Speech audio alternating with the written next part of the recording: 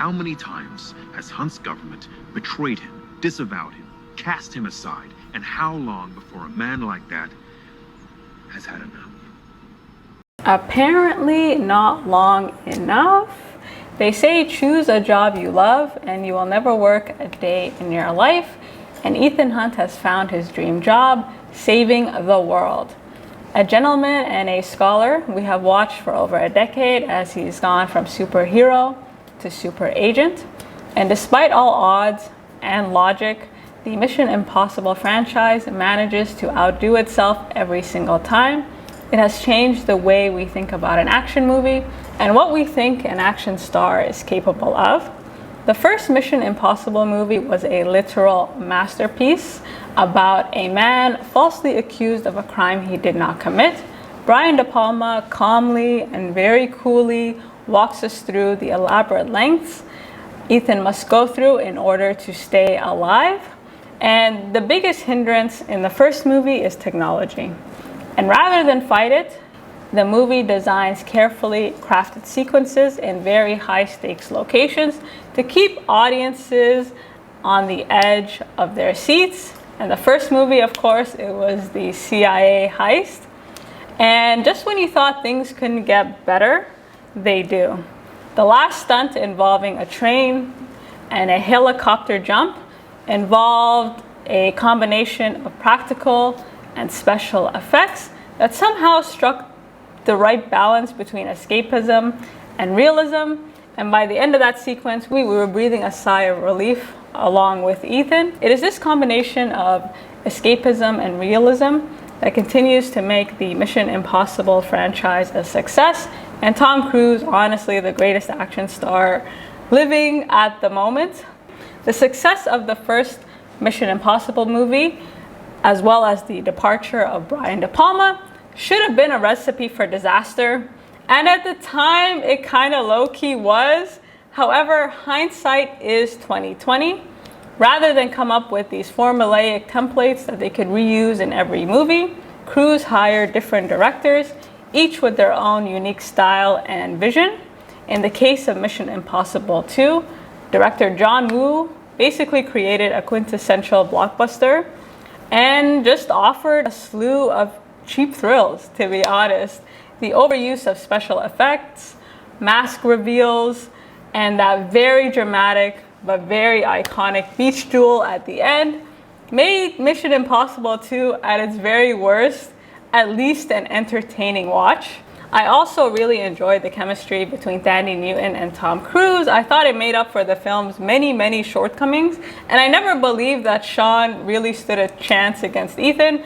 But nonetheless, it was really fun watching Ethan take down another bad guy. A lot of the shortcomings at Mission Impossible 2 were improved on in Mission Impossible 3, a stark but very much needed change of energy.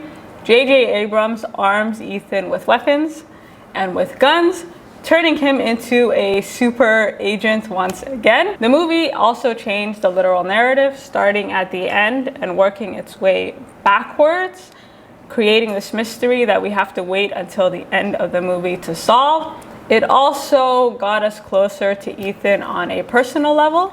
His wife, a reoccurring character, or his ex-wife, a reoccurring character in the franchise, is there to show viewers that Ethan does have a heart. But despite his love for her, nothing, and I mean nothing, will ever get in the way of saving the world. In Mission Impossible 4, director Brad Bird builds on Abrams' work by giving the franchise a much-needed facelift. They take Ethan all around the world, and they also start to build a solid team around him.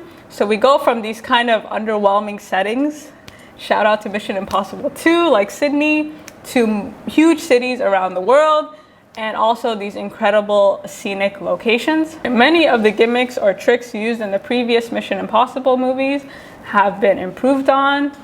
The mask reveals feel a lot less cringe, a lot less weird, and they've also expanded on this idea of creating doubles by duplicating entire rooms and in later movies, entire sets.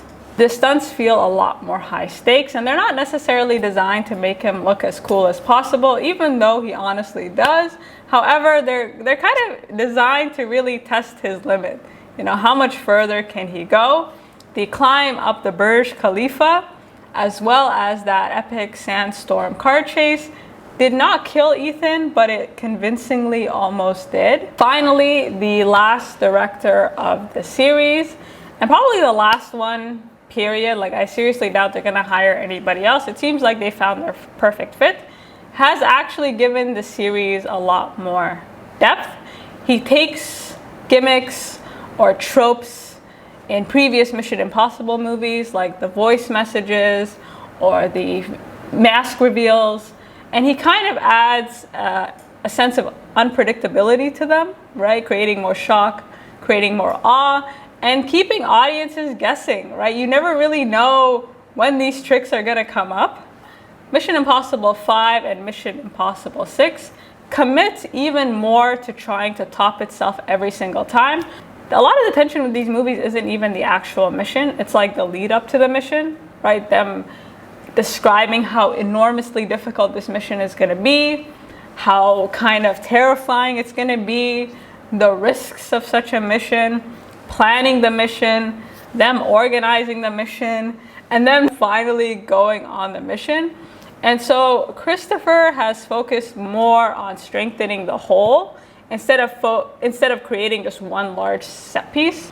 The stunts are much more like elaborately choreographed. The lead ups to each mission is just a lot more intense. And to be honest, you're not really sure Ethan is gonna even make it far enough to get to the damn mission. The near-death underwater hold in Mission Impossible 5 and the parachute fail in Mission Impossible 6 has really alerted viewers over the years that Ethan is not invincible, right? He's becoming increasingly more vulnerable as these movies go on. And despite the differences in vision and style, these movies have a level of continuity to them rather than over-rely on special effects and crazy cool stunts. The movie kind of focuses on strengthening its foundation to finally become the movie that it's always dreamed of becoming. So the voice messages, those classic, do you accept the mission? This rhetorical question that Ethan keeps answering yes to, the mask reveals, the costumes in each movie, the eye cameras, these have all become markers for the movie to kind of refer back to itself, to really show us how far it's come, right? Like how much progress they've made by just committing to itself. The more gimmicky tricks like the mask reveals, I'm not gonna lie, I assumed they would drop it after Mission Impossible 2, but they haven't. It's actually become something that we look forward to. It's added this, you never know when it's gonna come up. And it's become a staple, actually, of the Mission Impossible series. The stunts, although they have some similarities over each movies, they've become a lot more dangerous, a lot more intense, and they require a bigger team to orchestrate. The villains have become a lot more complicated and a lot more capable. This was seen in the last movie. I thought Henry Cavill was a great sort of balance to Ethan's character, and this was obviously a huge upgrade to our boy Sean in Mission Impossible 2. And instead of Ethan versus the world, it's now the IMF versus the world. The movie has actually taken a lot of time to build Ethan's character by investing in supporting characters around him, specifically reoccurring characters, and actually trying to develop his bond with them on a personal and more professional level, right? Instead of this guy who just lives to work and goes from one team to the next. And more importantly, it's expanded the world of the IMF as an actual intelligence service agency with agents equal to or far better than Ethan. And by increasing the stakes for both Hunt and his organization, the movie is able to come up with adrenaline pumping, death defying stunts. And the movie really does live up to its name, right? Mission Impossible. It keeps coming up with missions seemingly more impossible than the next, and what was once a barrier, in this case technology, has actually become the movie's greatest strength. Even with all the new gadgets, Ethan's world is changing, and as capable as he is, he's not exactly invincible. For years now, it feels like we've been just dropping in on him on one of his many, many adventures. And despite these large gaps in time, it never feels like he's actually stopped, right? Like the man is forever on watch. He's just forever on another mission. And unlike James Bond, Ethan Hunt is not a code name. He's not designed to retire. There's really nothing to suggest that he's about to be killed or replaced in any way. And more so than that, there's really nothing to suggest that the movie is slowing down for anyone, including Ethan. Right? This man is never going to go back to a regular life. He will die on the job. And one of the things that makes Mission Impossible great and why it's able to kind of exceed its own expectations and kind of raise its own bars, because it doesn't actually put any limitations on its main character. It kind of leaves the door open for him to go on for basically as long as possible. And a lot of the reason for that is, to be honest, if there's anyone that can convince us that he can play a super agent until his dying days, it's honestly Tom Cruise. A part of the excitement of these movies is wondering if Tom Cruise can actually top himself. Like Ethan Hunt, Tom Cruise clearly loves his job. It shows. Every stunt, every scene is crafted with such meticulous care, such a level of self-awareness. And these movies are a headache to shoot. I mean, it's not easy. They have to find the right director every single time. These shoots just seem very long, very exhausting, very tiring. And it doesn't really help that Tom Cruise wants to do his own stunts, right? That adds to the pressure even more. As it stands now, without Tom Cruise, there's no Ethan Hunt, right? There's nothing to suggest that he's going away anytime soon. And how much further Ethan can go, for how many movies he can go on for, really depends on how much more Tom Cruise can take. And it seems like this man is willing to take quite a bit. Now, whether or not anyone could ever play the part, whether or not anyone could ever live up to expectations, we don't know. But what is certain is how Mission Impossible has impacted movies outside of its franchise to explore their own limitations and break past them. And whether or not Ethan Hunt can go on forever, God knows he will certainly try.